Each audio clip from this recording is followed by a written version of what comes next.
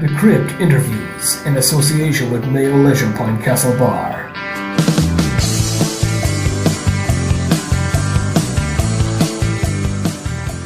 You're listening to The Crypt, and my special guest on the show today is actress and author Barbie Wilde, who is best known for appearing as the female Cenobite in Hellbound Hellraiser 2. So you're very welcome to the show. It's great to be here. Thank you, Rita. Well, Barbie, you were born in Canada, raised in the States, and then moved to London to pursue a career in acting. Can you talk about why you chose to pursue this career in London and how you came to study mime? I was struggling a bit at university when I was living in the States. Not because I wasn't, I didn't get good grades, because I did, but it was just, I was a bit lost. And a friend of mine had just come back from my university's London program, and she said, why don't you do the London program? I had a wonderful time. She's ended up being a costume designer. She does a lot of operas now. And I thought, because it's, I wanted to get out there and act. I didn't want to learn how to act, which of course is a big mistake. So I thought, this could be interesting.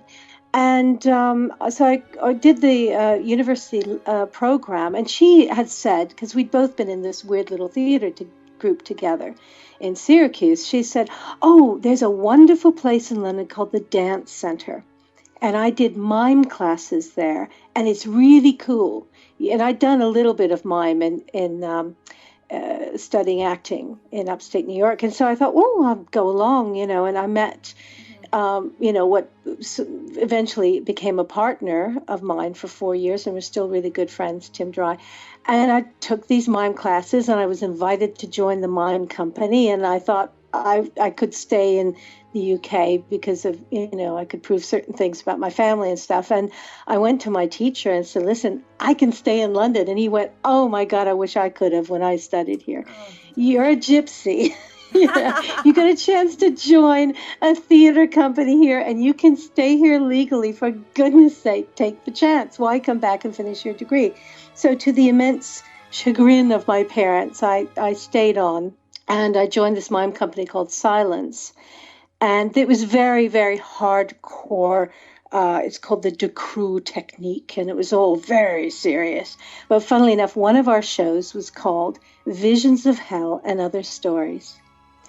And I think that's very funny because 10 years later, there I am in Hellraiser.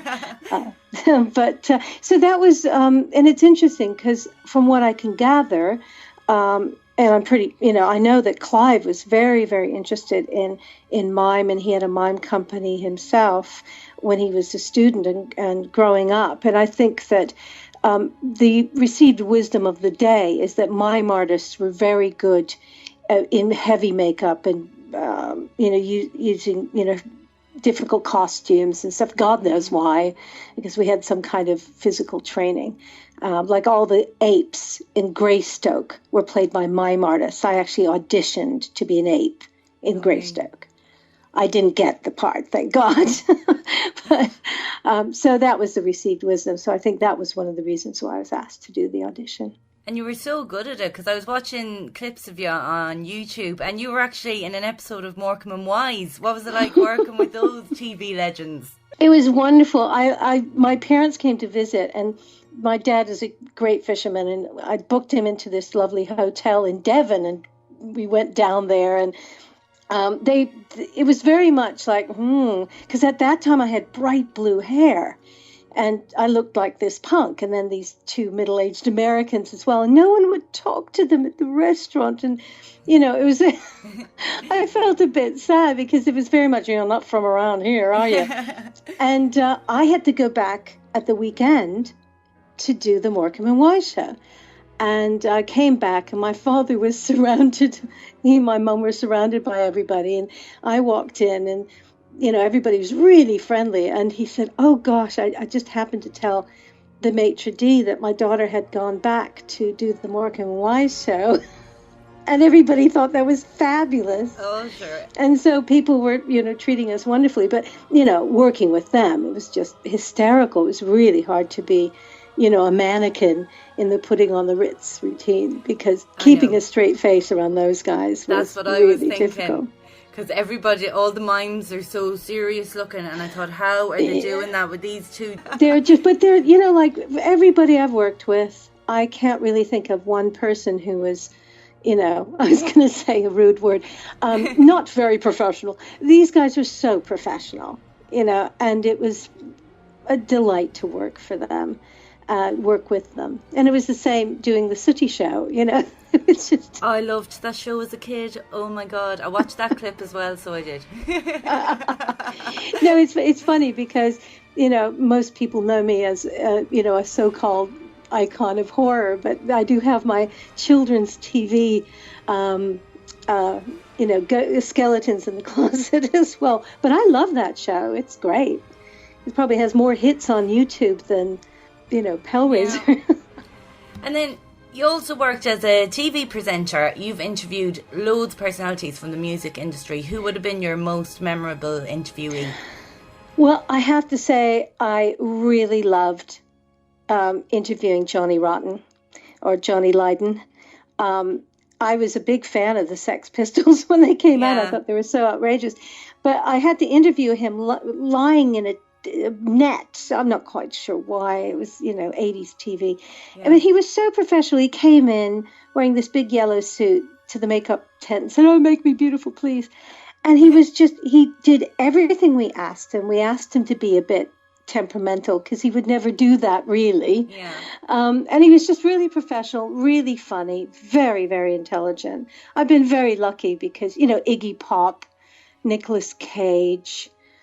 He was a bit sort of reticent until I got him talking about his bug collection. He collects bugs in big glass cages. The boxes and glass boxes are especially made for him in Italy. I remember these details. But everybody was wonderful because, they want to sell their product. And so what's the point of being mean to a TV presenter? Well, that's it. Because I'm just trying to sort of do my job and stuff. But I think those were the special ones. It was Nicolas Cage, but especially Johnny was wonderful. And of course, you were in a band yourself called Shock, and you played support to so many big names of the 80s, Depeche Mode, Adam and the Ants, Ultravox. Can you tell us a bit about the band? Yes, always support, never a headliner, sadly. Yeah, no, it was great. It was great. Gary Newman came to see us, and we were doing a little show, our show, at the Embassy Club, which was kind of, it was it's still going in the middle of Soho, London. And a lot of people would come to see us, and Gary Newman came to see us, and he said, "I want you to support me at Wembley," Fantastic. Which was sort of our height. Everything sort of went hideously wrong after that. But it was very much, getting, we were supporting Adam and the Ants at the venue and Depeche Mode on tour and who else? Oh, Ultravox, of course. But I think it was because our producers knew all these guys, Richard Burgess and Rusty Egan, and they had produced Visage with Steve Strange, and they Richard had his own Bad Landscape that got to number 6 with Einstein a Go-Go. So, everybody knew each other in those worlds. We all went to the same nightclubs. Yeah. And that's how, and we just sort of fell on these tours. Although we probably made more money sort of doing shows at Wedgies and the Embassy Club than we did on tour. But that's what we wanted to do. We wanted to get into the music business. And we ended up signing to RCA and releasing a couple of singles. And they didn't do badly. But it was just working so many years and, getting a double page spread, center page in the Sun, and yet still not seeing any real financial success or any success whatsoever, really. And it just finally sort of broke up, sadly. But it was still, we ended on a high with supporting Gary at Wembley. That was fantastic. It's still one of my favorite parts of my career, to be honest. There's nothing like, performing in front of 8,000 people who actually came to see somebody else, but they like you now, Because sometimes you'd hear agonized screams of, "Gary, where are you?" while we were performing. But, we managed to entrance the Gary Newman fans. So it is very exciting. And you've had such an exciting career because you've really got a taste of everything. You got to work in so many different areas. Yes, well, after acting left me behind is the way that thespians say it. I went into casting, and that was fun because I worked for MTV and I worked for the BBC for a while. But, if you still have, illusions of acting, there's nothing that kills it more than working especially I worked for a commercial casting agent and casting director, and they're just like, not aspirational enough. No, forget it. The photographs going straight in the bin without reading the CV just always made me feel sad. But it was fun. It was great to do that. But that's sort of when I started writing, actually. Although I've always written, even as a kid, I was writing stories. But it was after I'd left, acting left me and I was doing the casting. And I thought, I've got to do something else. I've got to be creative in some way. And acting and writing seemed very natural for me. Well, before we get on to your novels, of course, we have to talk about Hellbound. So, of course. How did that part come about for you? Well, again, it was, I think the first Hellraiser, Clive pulled in Doug Bradley. They went to school together. I mean, from like 10 years old. And then Clive had met Nico, Vince, and Simon, through, drama schools and stuff like that. So, and his cousin Grace played the first female Cenobite. He pulled in a lot of friends and favors and stuff. And there was a very family-orientated set, the second one, the first one. On the second film, he was prepping for Nightbreed. So he was the executive producer, but he had someone else write the script and someone else direct it. And so I came in as kind of the new person of the Cenobites. But since neither Nico or Simon could see out of their costumes, I suppose that probably didn't matter very much. But I just got a call. I think it's because maybe I had vaguely the same dimensions as Grace Kirby, or the mime training. No one ever told me why I got the part or why I was called in the first place. But I did, when I went in and just had a chat with Tony Randall. I don't think I even did a line readings. We just talked for a bit. But I didn't know what a Cenobite was, because I'd looked it up before I went to the audition. And he said, oh, no, that's a word, I'm sure that's a word Clive made up. I went, no, I think you'll find that it actually means a member of an order, normally a religious order. And his assistant looked it up and said, Barbie's right. So he gave it to me, maybe because I piped up at the wrong moment. It was his revenge. No, but it was, so that's how I got the part, basically. It's not too, I'm sure that fans would love to know it had something more mysterious about it, but it was that simple. And what did you think when you first saw yourself done up as the female Cenobite in the mirror? Oh gosh, the emotions were so mixed. I mean, some days I would look at myself, and it's a very long process. There have been longer processes for getting, that kind of prosthetic makeup. But it was 4 hours sitting in a chair, and then the half an hour for the costume. And I think that sometimes I would look into the mirror and go, wow, what a powerful image. That's extraordinary. And other times I'd feel like crying. Because it's, I had the big 80s hair then, and it's all under a skull cap. And so it was kind of sort of tough sometimes, because it was very tiring, very late nights, early calls. But for the most part, I mean, that first scene where we all walk in and, Tiffany is fiddling with the box, and the dry ice is swirling. It's quite, I felt like I, really was in the moment, because it was all it took was Christopher Young's fantastic, music to add to it. Yeah. But it was a fabulous moment. But, if you ever go onto YouTube, you can see some behind the scenes stuff with the Cenobites, doing the can, and I'm singing songs from Cabaret. That must be so weird. That's Simon Bamford in the Butterball costume doing the can. No I don't way. know why. Oh, well, everybody's going to have to look that one up, because the Cenobites were petrifying. Because, I was only a kid when all these movies came out, and Freddy, Michael Myers, Jason, none of them scared me, but the Cenobites really got to me. When them walls would break open and they'd come out, so scary. As I said to you, that there was a moment when I almost didn't go to the audition because I thought, God, that film was very disturbing. Everybody went to see it, because it was Clive Barker was the new face of London of horror in the UK, and it was an important moment when Hellraiser came out. It was like a return to horror's roots for the UK film industry, and I just went, whoa, this is really wonderfully twisted stuff. But it was the Chatterer who scared me. I mean, Pinhead was kind of sexy in that weird way, but the Chatterer, I just thought, oh my God, that's who I thought I was going up for. And then they explained it was the female Cenobite and said, oh well, that's okay. But she was pretty scary too. But Clive invented new monsters. Yeah, that doesn't happen very often. Especially nowadays. And how wonderful is that? You've got zombies, you've got demons, blah, blah, blah, but Cenobites are something new and terrifying. Well, I actually had Nicholas Vince on the show. He's such a lovely man. He is. I adore him. It's so nice that we're all, we not often, but we do meet up at horror conventions. And it's, because Nico and I we actually meet up a little bit more often. And it's always delightful to see them. It's like the years have never passed.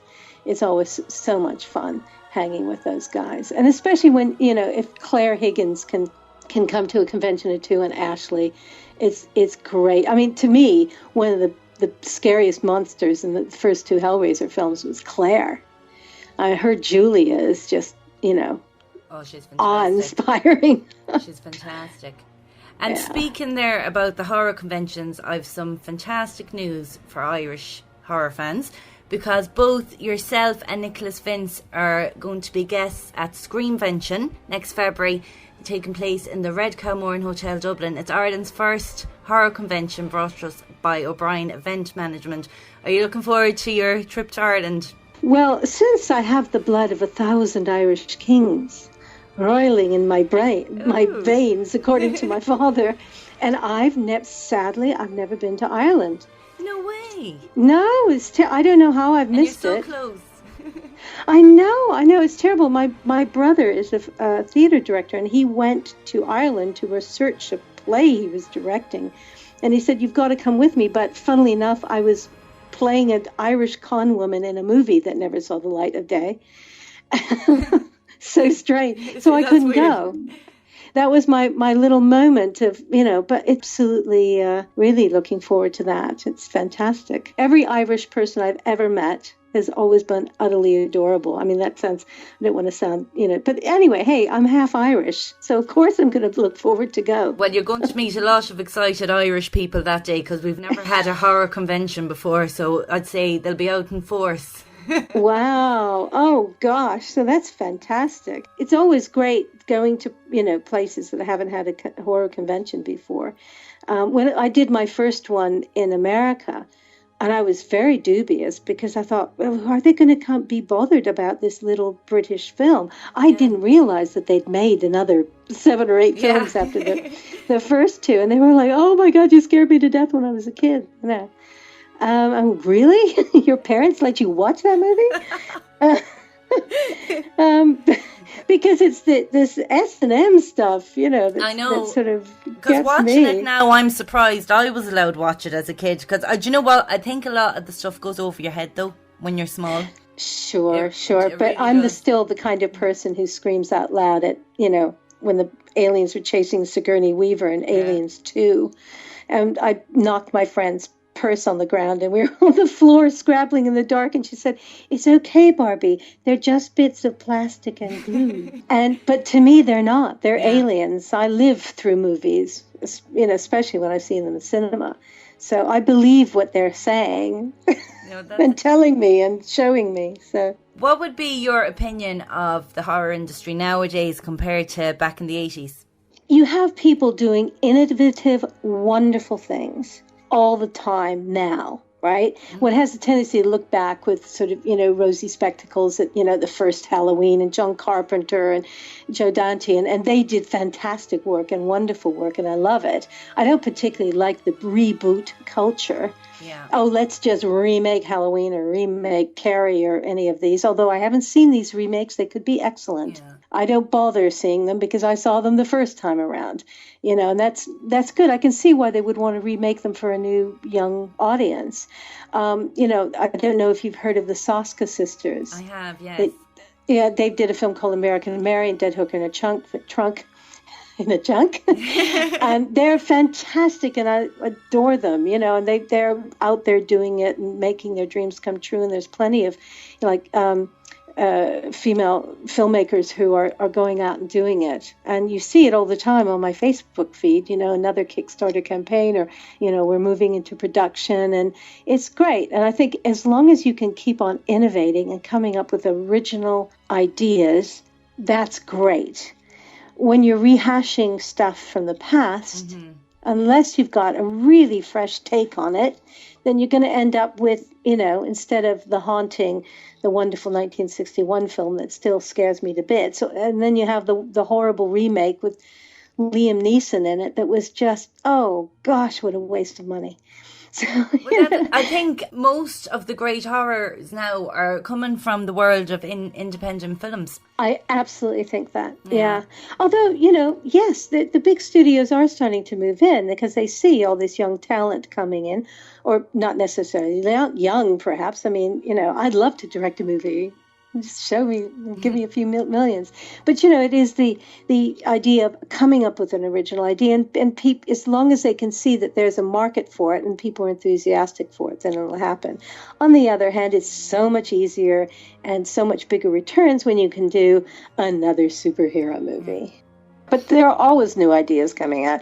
I was given a script last year, and I just thought, this is fantastic. It's brilliantly written. It's wonderful, but we couldn't get the funding to make the movie, sadly. But, it's called Bad Medicine, and they're still looking for funding. It's on, you can look at it, Bad Medicine, the movie, on Facebook. But, no, it's a difficult one because, the movie industry moves on. And it's as Orson Welles once said, it's not about making money.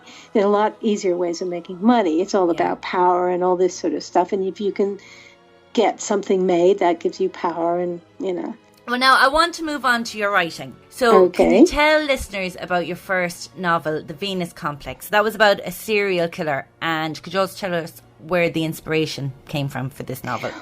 Well, I've always been fascinated by the criminal mind, and I wanted to do something very realistic because all the books that I had read, and I'm fascinated by, Thomas Harris's books and, Colin Wilson's nonfiction books, but I thought I wanted to explore a serial killer's sexual mindscape. And I hadn't read anything about that. They have sexual fantasies, surely, So I did my research, and one of the inspirations was I had a friend of mine who was one of the most notorious dominatrixes in New York. And she had a master's degree in human sexuality. And she took her job very seriously. And she said one of her greatest fantasies was to sleep with a serial killer. And I went, oh my God, that's really out there. Yeah. But then I thought, I had a bad dream, and then I woke up and I went, serial killer. And so I started to write the book from the viewpoint of the female forensic psychologist who's on the, trail of this. And serial killer, and then I got bored, and I thought, well, what's really interesting is getting into his head. Yeah. And so I created the character of Michael, and sort of let him scamper off into his, sick and twisted antics, basically. And it is very much a diary of a serial killer. But I did my research. I talked to a homicide detective in Harlem and forensic psychologists, and they, for the most part, these, and I've read the writings of serial killers. So but it is very much a normal guy becoming this. That's what I wanted to show, the journey of. And from the reviews, people have really responded to the book. Another story that got great reviews is one of your short stories. Now, you've wrote a lot of short stories, but one in particular you wrote for Hellbound Hearts anthology was Sister Celise. Now, I believe this is based on the female Cenobite. Yes, I was asked by Paul Kane, who was the editor of the Hellbound Hearts anthology. They're all based on the Hellbound Heart, the novella by Clive. And Paul Kane and Maria Reagan asked me to write a short story. And I said, well, I'm not really into horror. I write crime, you see. And they said, no, just it'd be so cool to get a female perspective. You played the female Cenobite. So, and then Gary Tunnicliffe, who'd done sort of makeup for, some of the later Hellraiser films, said, she may have been a nun. And that, of course, just ticked over my laps. My mom was a lapsed Catholic. So I thought, oh, wow, that's interesting. So I wrote this story. It's based on a female Cenobite, not the female Cenobite, because of legal reasons. But, and so I wrote that story in a week. I've never had such an easy ride writing a short story. Normally they're agonizingly, takes a long time. But that one just flowed. And it did get really good reviews. But again, it was sort of exploring her fantasies, her sadomasochistic fantasies, and people have called it a very piercingly erotic tale. And in the collection of my short horror stories, there are 2 more stories about Sister Celise and her little journey through the environs of hell. But no, that was a great fun to write. And then somebody else said, "Oh, can you write another horror story?" And I thought, well, I can't fight it any longer. If people want me to write horror, I will write horror for them. And you love it, so. And I do. It's fun, but I try and put my own stamp on it. Yeah. I mean, everyone's going, oh, gory, steamy, horror, and all this sort of stuff. And I go, really? Is it that gory? I get, well, actually, I suppose it is. But I try not to have girls in miniskirts and high heels running through the woods being chased by some shadowy figure. I try to avoid the cliches. Yeah, and be original. Yes, yeah. And that's tough these days. So... But it is fun. It is great. Your imagination can really go wild. Well, you have a brand new collection of stories coming out at Halloween called Voices of the Damned, and that is getting rave reviews, and people are saying it's the best collection of horror stories they've ever read. So can you tell listeners about that book? Well, I've had this idea for a while, and I'd written some reviews for short Scary Tales publications, because the artist who did the artwork for the Venus Complex, Danielle Serra, had brought out a couple books through SST, and graphic novels, high quality graphic novels, and I just wanted to help him, so I did an interview with him for Fangoria and did some reviews of his books and stuff, because I love Danny's work. I think he's such a star. And I got an email from the publisher, Paul Fry, and he said, listen, Barbie, I'm just reading the Venus Complex and I'm loving it. Anytime you want to do something, please consider my publishing company. So I thought, I came right back at him and said, I've always wanted to do a collection of all my short stories. There were about 10 of them that would be good for a collection. Well, actually 9. And then I turned something else into a short story, and then I wrote one specially for that collection. But I want them illustrated.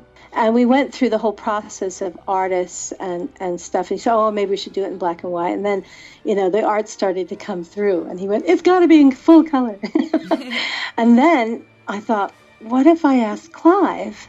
So I emailed Mark Allen Miller. Thank you so much, Mark. And he facilitated. Clive said, Barbie can use any of my already existing work that she wants. And so I chose 3 artworks, 2 to illustrate 2 stories, and 1 for the cover. And, and it's a beautiful cover. It's the art is called She Waits. And it's perfect. It's sort of almost got this sort of operatic Gothic feel to it.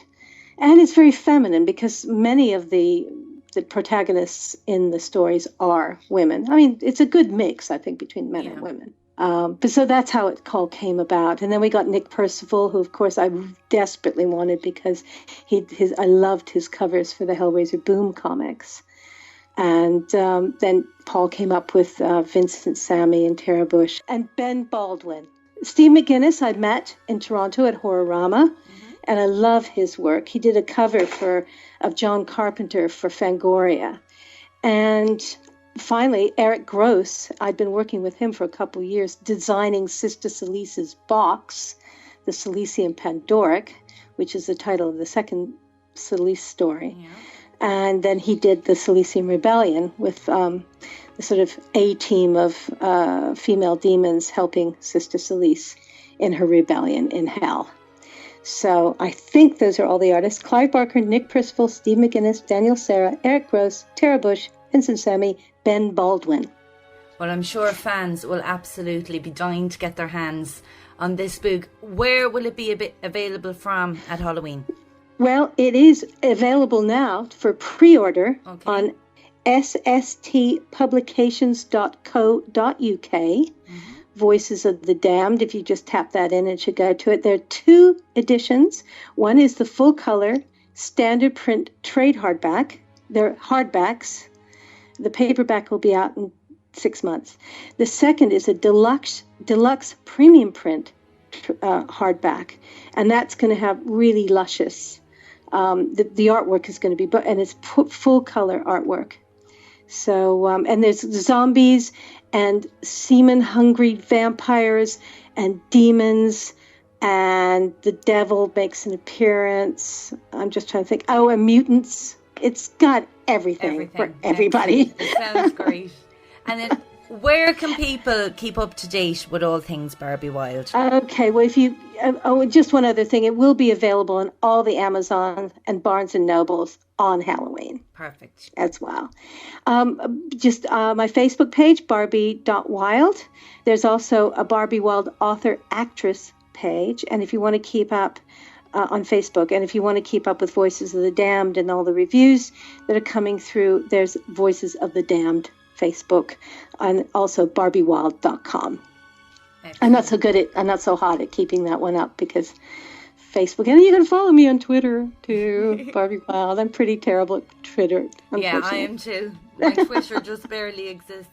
But the discipline of keeping it down to those little characters, I do quite like that. Barbie, thanks so much for joining me on the show today, and I'm really, really looking forward to meeting you at Screenvention. Sounds fantastic.